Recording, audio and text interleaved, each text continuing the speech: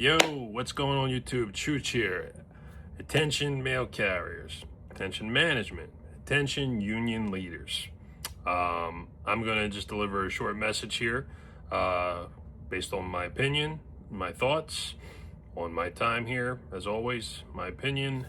Don't speak on behalf of the post office, but something needs to be said because today I was told by a very good friend and fellow carrier, works in a far off place from where I work at, but we are in daily contact.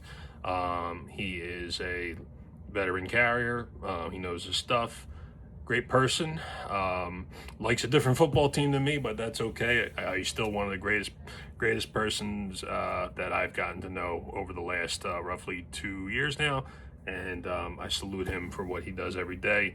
And we, God willing, will shake hands one day, meet in person. But for now, we use the gift of the internet and WhatsApp and texting and all that stuff to keep in touch. And we talked on the phone too a few times. So salute to my brother for sharing this information and giving me his blessing to speak on it, because I feel that, this story can be told many times at this point in this current postal environment. Under the current plan, the 10-year Delivering for America plan, which is in turn creating these SNDCs, sorting and delivery centers, where the mom and pop stations are being closed and they're being condensed into one big building under one roof with lots of carriers, lots of routes, and lots of management, and seemingly lots of rule breaking on for the contract, discipline for very innocuous things, harmless things, just more or less pressure, intimidation, a very we need to drain the swamp situation. I don't want to use a political term by any means, but in terms of where we're at this point, it's just to say that people have to adjust to change. Of course, change is inevitable.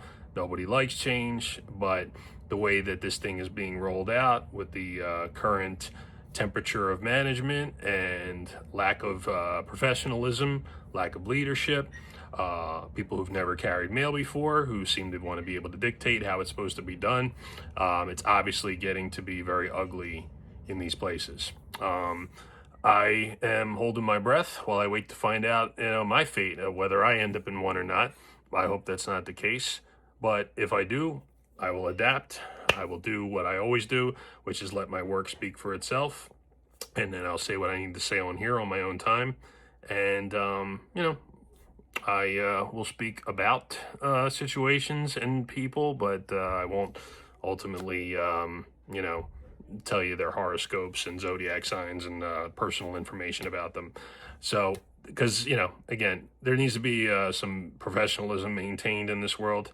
And unfortunately, with the internet and the way things are going with the TikToking right now, and the idea that people are calling out JH, which is a bad move to say anything negative about JH, because, and I'm speaking right now because he's on a little sabbatical, taking care of things that, any grown person needs to be taken care of.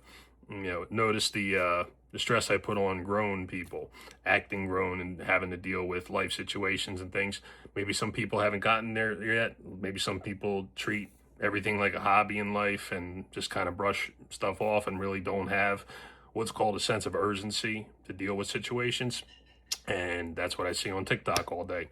And so while you slicksters that are doing these videos and challenges and some dumb stuff on camera, on the clock, on your breaks, on lunch, whatever it may be, you look bad. You're making the post office look bad.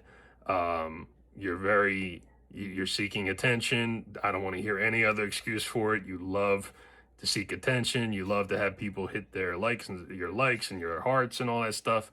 Me personally, I don't need that clout. I'm not that old. I still, can get out there and, disc jockey. I've done that for 20 years along with mail carrying. I've never not gotten paid for a job I've done, because I always say, If you don't like what you don't like what you saw, then don't pay me at the end. Again, I've always gotten paid. So, if I were to toot my horn about something, I'd say, I do very well when it comes to work because I'm professional. I put the time, I put the effort in, and I care very much about the customer. I care very much about the product.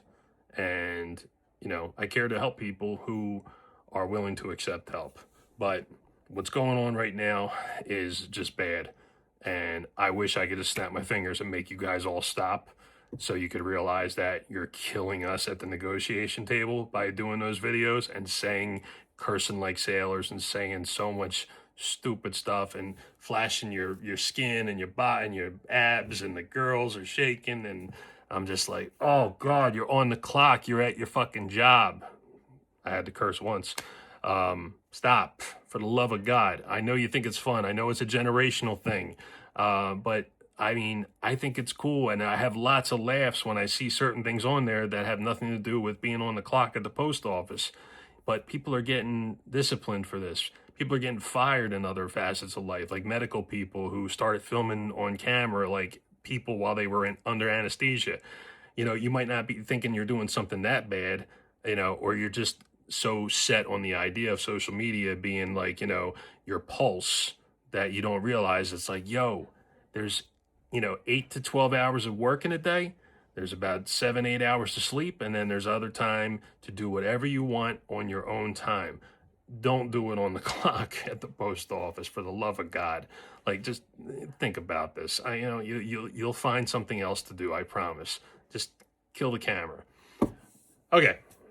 So what I want to point out from my friend and fellow carrier was that today he told me that a carrier was essentially handing in their resignation after 5 years. They had just become a regular for 1 year, and unfortunately, due to the mental strain on their personal well-being and health caused by the post office, they're stepping away, and they have a backup plan, and I wish that person very well, and I'm sorry to hear that they go, because what my friend described to me was that they were an excellent carrier, they were an excellent person, and did everything that they were supposed to be doing.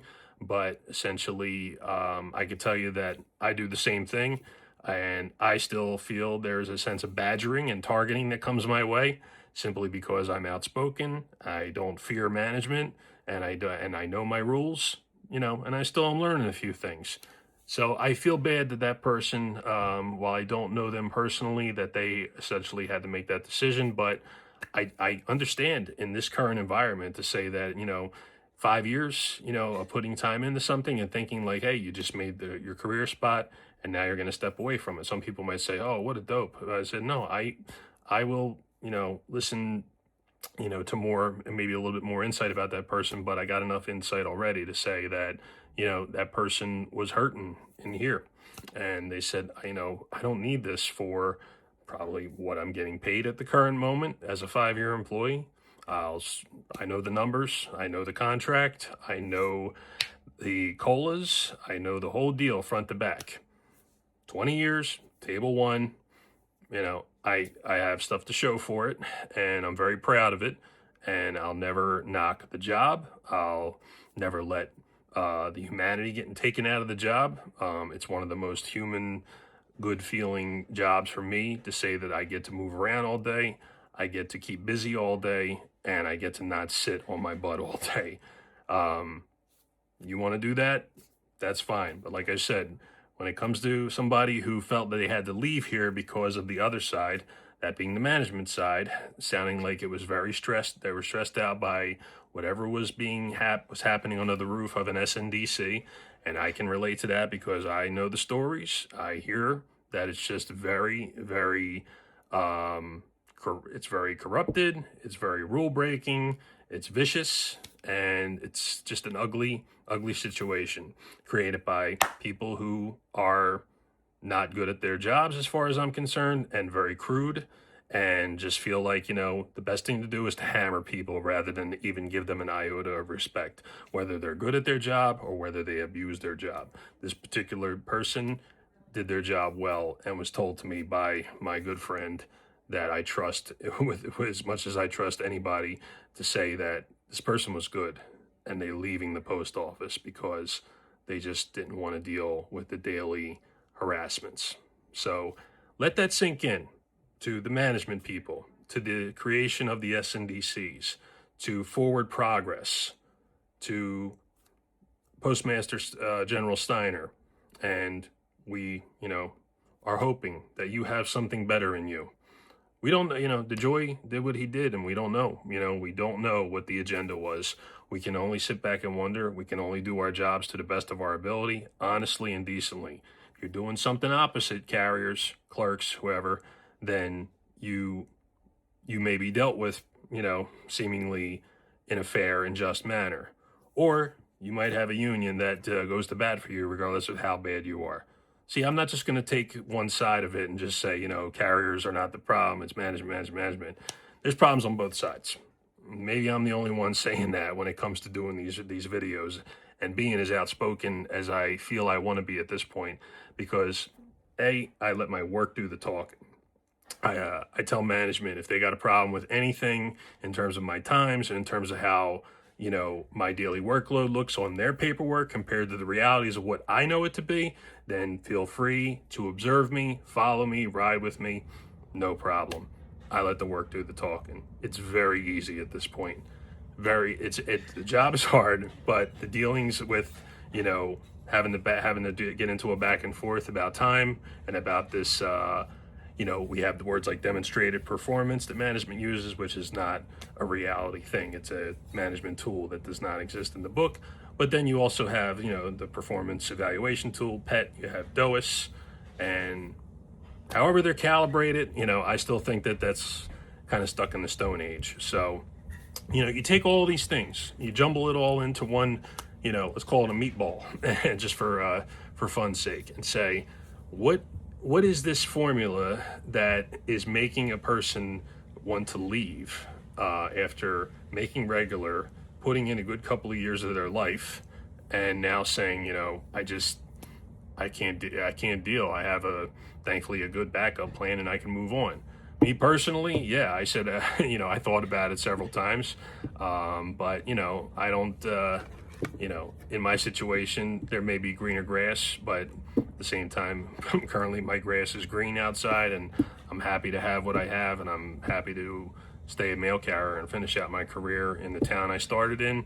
And regardless of where we end up, whether I end up in an SNDC, whether I'm underneath the guise of a worse situation in terms of how a management team could be, to say that, I have my good things to say currently about where we're at in my particular station, and I have my bad things to say.